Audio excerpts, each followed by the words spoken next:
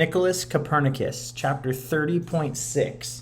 Nicholas Copernicus, 1473 to 1543, was born in Turin, Poland.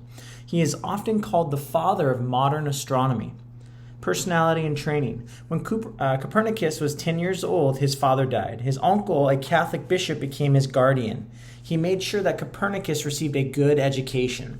As a young man, Copernicus attended Poland's University of Krakow.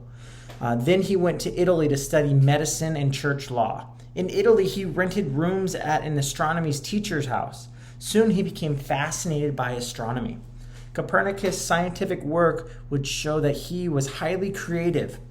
He was also a free thinker, unafraid to question accepted beliefs, talents, and achievements.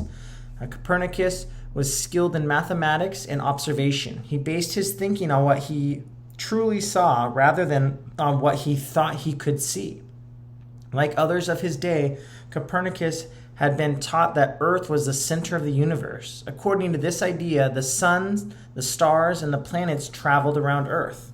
As Copernicus studied the motion of the planets, he became dissatisfied with this explanation.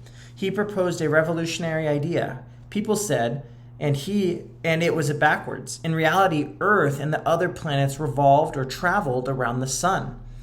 Earth rotates or turns on an axis. This turning is what makes the sun, the object, and other objects in heaven seem to move across the sky. In 1514, Copernicus printed a booklet that outlined his theory.